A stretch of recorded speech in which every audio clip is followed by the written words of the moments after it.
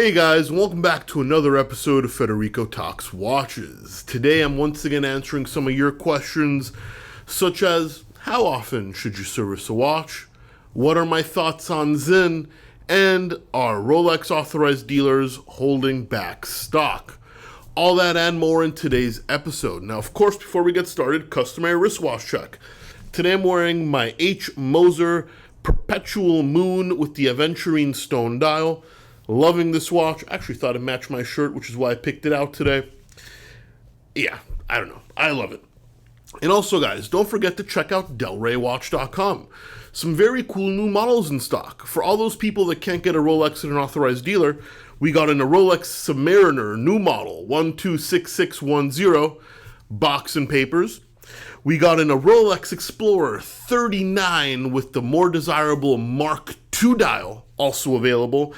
And a very rare, unworn, new old stock Gerald Genta Solo. Back from when Gerald Genta was still a brand. This is a time capsule, box, papers, new old stock, never worn strap, all at delraywatch.com. Link in the description below.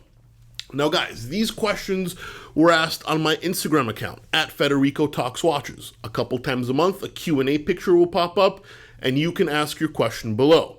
Please do not DM me, as I do not answer them. Now, in no particular order, we're going to start with Gil514.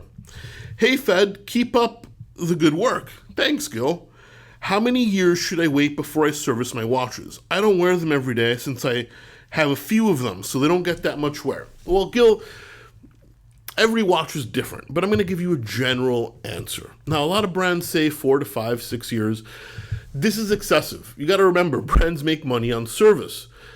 I service my watches in one of two occasions. Either I notice they're less accurate or something breaks, in which case I'll service them, or I'll wait 8 or 9, maybe even 10 years on less complicated watches before I send them in for service. But generally, I just wait for them to either start losing a little bit of time or something like that. But I'd say 8 or 9 years is a pretty safe estimate, especially if you don't use them often.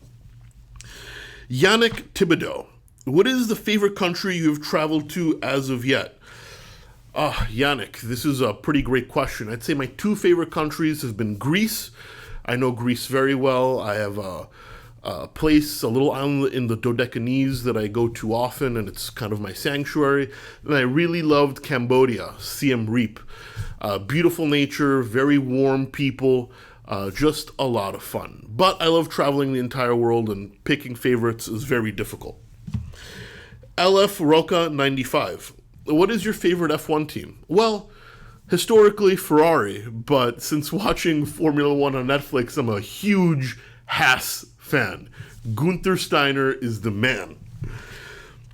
David McKissick. Hey Fed, looking good. Thanks, David. What's your thought on Sinn? Are they good value? Sinn are great watches. They are good value. Now, yes, movement-wise, nothing particularly complicated, but they're purpose-built, very tough, and especially pre-owned can be very good value. I don't like the way they look. I find them a little brutalist. I find them quite ugly, but that's a personal opinion. As far as the quality, though, it really is top-notch, though nothing particularly special movement-wise. D-Vink 2. What's the best first luxury watch for someone who's just starting out in the hobby? This is an interesting question, and you might think my answer is a cop-out, but I truly think it's the best answer.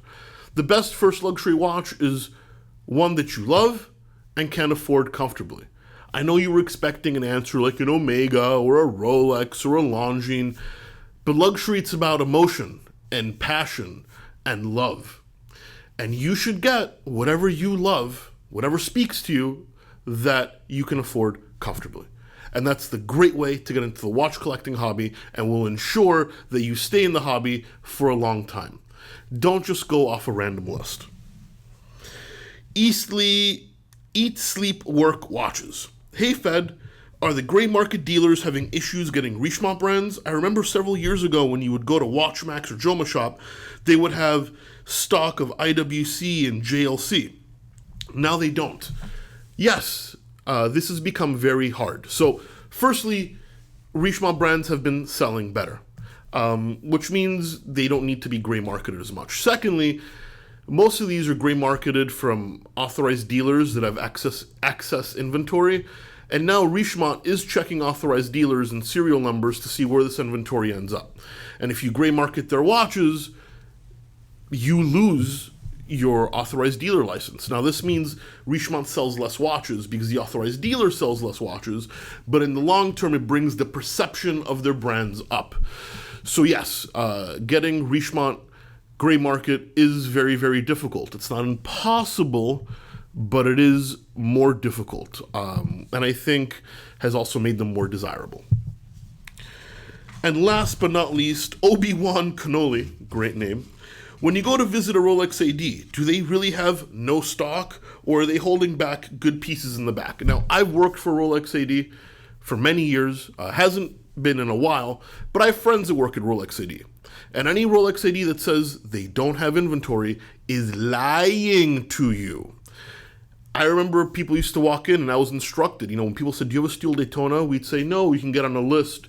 Now they don't even say that. We used to have 30 of them downstairs, 15 in white, 15 in black. Now, I'm not saying there's 30 steel Daytonas nowadays, the market's changed.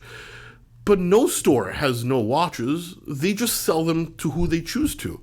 They sell them to people with purchase history. They sell them to people with status, like celebrities. They sell them to friends. There's no need to sell a watch to somebody who just walks in and asks for it because you're unimportant. I'm not trying to be rude. I'm just telling you the way they see it. You're unimportant. That watch is going to sell anyway to a customer that's already spent a lot of money with them. Now, while I don't necessarily agree with this business model, it does make sense. And I know it's frustrating, but you have to see it the other side as well. These watches are gonna sell anyway. So they might as well sell them to people who have already brought them business and will continue to do business with them, especially because they can use it as a bargaining chip as that they're doing them a favor. But I guarantee you, there is no such thing as a Rolex authorized dealer with no stock. There might not be any stock in the display case, but there's millions of dollars of stock downstairs. And if you have no purchase history, chances are you're not going to be able to buy anything. Whether I agree with this or not, I don't, but business is business. And that's not going to change. So, maybe buy a pair of diamond earrings for your wife or go pick up a Breitling and they might consider selling you a Rolex down the road. Or don't play the games and just don't buy a Rolex and get something else, which is probably going to be a better watch for the money anyway. Anyway, guys, that's it for today. Please give this video a thumbs up if you enjoyed it. It really does help. Don't forget to subscribe so you don't miss any more content. And of course, don't forget to check out delraywatch.com. Guys, thank you so much, and I'll catch you in the next one. Take care.